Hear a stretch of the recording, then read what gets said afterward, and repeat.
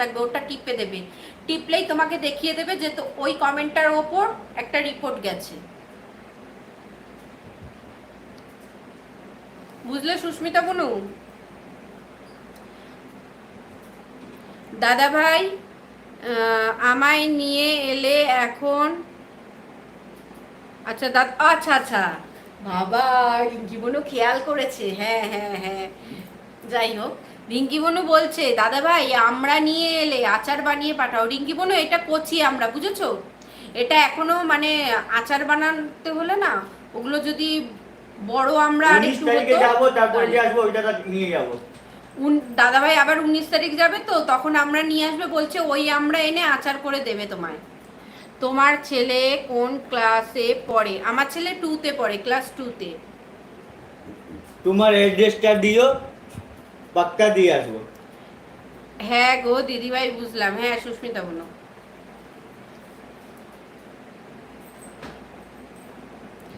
আচ্ছা দাদাভাই কি বললো রিঙ্কি বনু? বললো তোমার ফুল অ্যাড্রেসটা আমাকে দিয়ে দেবে, দাদাভাই গিয়ে তোমাকে পৌঁছে দিয়ে আসবে কোচবিহারে।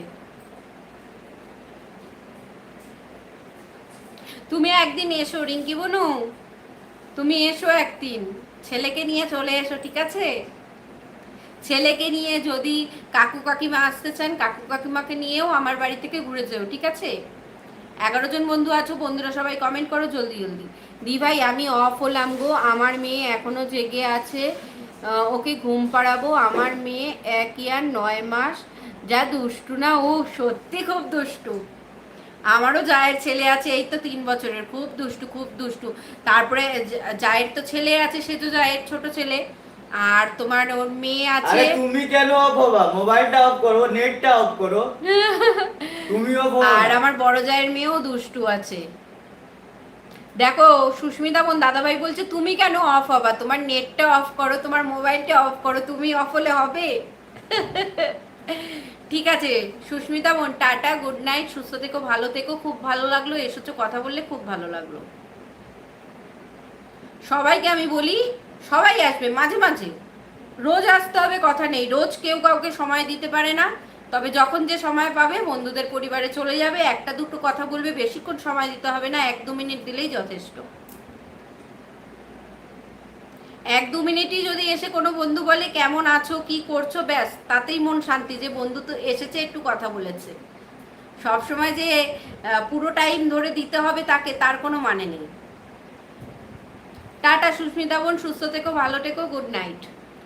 ঠিক বলেছো দিদিভাই, আমারও খুব ভালো লাগলো দিদিভাই তোমাদের সাথে কথা বলে। একদম সুস্মিতা বোন, আমাদেরও খুব ভালো লেগেছে তোমার সাথে কথা বলে। টাটা। কোনোদিন দাদা দি ভাই বলিনি, দাদা ভাই বলেছে।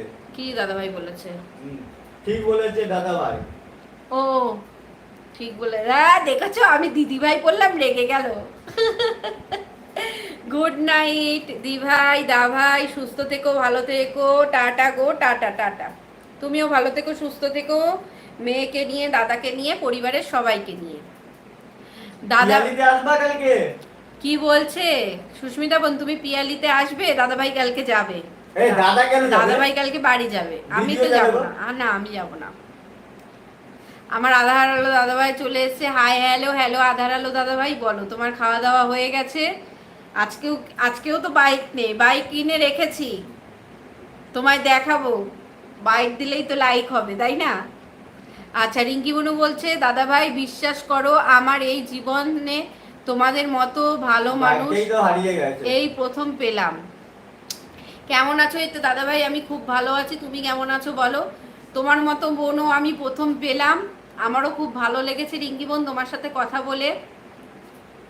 সুস্থ থাকো, নিজে সুস্থ থাকো, সবসময় একটা কথাই তোমাকে বলবো, নিজেকে ভালো রাখো, ছেলেকে ভালো রাখো।